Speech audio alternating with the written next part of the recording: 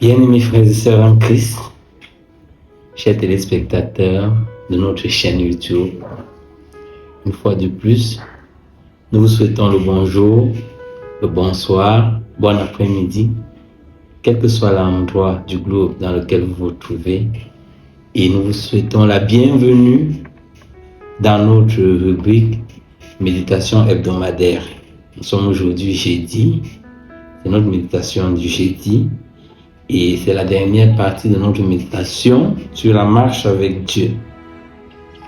Si nous pouvons faire un récapitulatif, nous avons présenté des personnes la nécessité de marcher avec Dieu. Nous avons dit c'est encore possible de marcher avec Dieu en vous présentant des exemples, des personnes qui ont marché avec Dieu, des personnes de la même nature que toi et moi. Ça veut dire que toi et moi pouvons aussi marcher avec Dieu.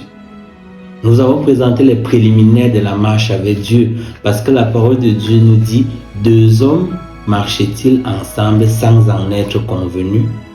Nous nous convenons avec Dieu de comment nous allons cheminer. Et nous avons vu que pour pouvoir cheminer avec Dieu, il faut arranger sa vie. Ôter le mal. La parole de Dieu nous a dit de nous laver, de nous purifier, d'ôter de devant ses yeux la méchanceté de nos actions. En cette soirée, nous allons parler de la marche avec Dieu proprement dit. Après avoir fait des préliminaires, après avoir déchiré l'acte de mariage avec Satan, qu'est-ce que Dieu attend de nous? Dieu, le Dieu que nous servons, peut-être il y a d'autres dieux, est un Dieu saint, 3 fois saint. Et pour marcher avec lui, il faut être saint. Ça veut dire que quand j'ai ôté le mal et que j'ai décidé d'apprendre à faire le bien, de marcher avec Dieu, je dois me rassurer que je vis dans une vie de sainteté. Tu vas me poser la question, est-ce que c'est possible dans ce monde-ci? Et moi, je vais te dire, oui, c'est possible. Il y a des hommes, il y a des femmes qui se préservent du mal parce que Satan ne t'attrape pas. C'est toi qui vas au mal. Comme tu vas au mal, tu peux aussi te décider de ne pas aller au mal. Donc c'est possible de vivre la sainteté. Lisons la parole de Dieu dans Lévitique, chapitre 20, le verset 26. C'est Dieu qui parle. Il dit, « Vous serez saints pour moi, car je suis saint, moi l'Éternel. Je vous ai séparés des peuples, afin que vous soyez à moi. » Alléluia. La parole de Dieu ici nous montre la bonté de Dieu, l'amour de Dieu envers nous. Il dit qu'il nous a séparés des peuples pour que nous soyons à lui et que nous marchions avec lui. La condition, c'est que nous soyons saints. Être saint, c'est vivre loin du péché. Tu t'es dépouillé, tu t'es repenti. Tu as confessé tes péchés comme les premiers chrétiens. Maintenant, chaque jour de ta vie, tu marches avec Dieu dans la sanctification. La parole de Dieu nous dit dans 1 Thessaloniciens 3 que ce que Dieu veut, c'est votre sanctification. Dieu ne veut rien d'autre de toi. Tu dois comprendre que Dieu ne chemine pas avec le péché. Quand il y a le péché en toi, tu t'éloignes de Dieu. Parce que le péché ne marche pas avec Dieu. Toi donc qui veux marcher avec Dieu, toi donc qui veux plaire à Dieu, tu dois comprendre que c'est un challenge. Il ne s'agit pas d'aller pécher et de venir dire à Dieu que la chair est faible, pardonne-moi. Il s'agit que si tu étais voleur, que tu deviens le gardien des biens.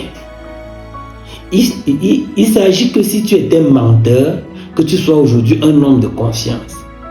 Si tu étais un bagarreur, que ce soit toi qui sépares les bagarres. Que tu deviennes une personne différente. Mardi, nous avons vu que nous devons cesser de faire le mal. Apprendre à faire le bien. Est-ce donc possible? Est-ce que de nos forces humaines, nous pouvons? Je te dirais non. Aucun homme ne peut vivre dans la sanctification comptant sur ses propres forces. C'est impossible. C'est pour ça que la parole de Dieu nous dit dans Luc 21, Luc chapitre 21, le verset 36.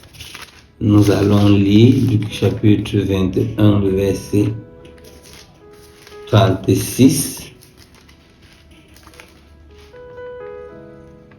Il est écrit: veillez donc et priez en tout temps, afin que vous ayez la force d'échapper à toutes ces choses qui arriveront.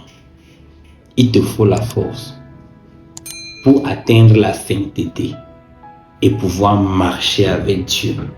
Tu dois être un homme de prière. Tu dois veiller. Ne te jette pas dans la gueule du loup. Ne te dis pas que comme j'ai décidé de marcher avec Dieu, alors je peux faire n'importe quoi. Non. Il y a d'autres personnes qui disent que Christ est mort une fois pour le péché, alors péchons. Non. Il dit de veiller. Si je sens qu'en passant par ce chemin, je peux rencontrer le péché là-bas, je fuis ce chemin. Je prends des dispositions pour ne pas passer par ce chemin, même s'il faut que je mette plus de temps, parce que je fuis le péché. Il y a un pasteur qui disait, marcher le plus loin possible du ravin. Si je sens que je suis prédisposé à me mettre en colère, alors j'évite des situations qui vont me mettre en colère. C'est ça, veiller.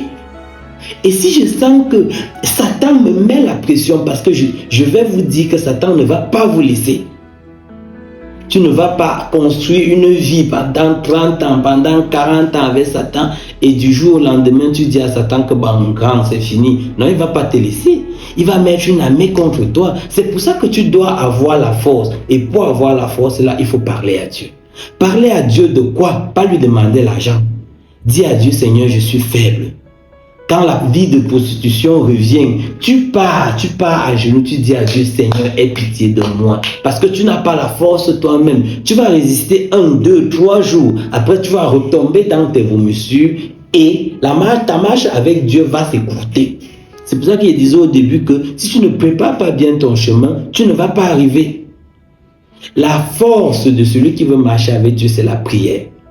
Jésus-Christ nous dit ici que afin que nous ayons la force de pouvoir échapper, parce qu'il y a toujours des situations autour de nous qui veulent nous ramener à notre passé.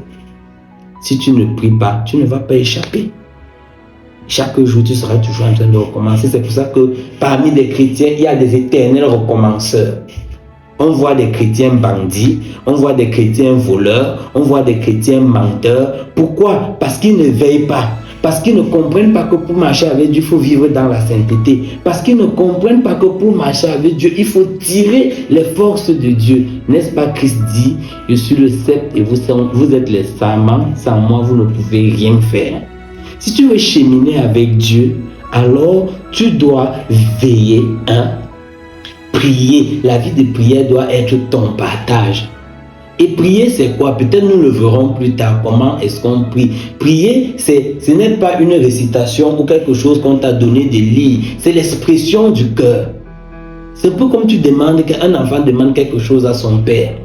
Tu sens mal, tu dis à Dieu que ici, je sens que je ne vais pas résister.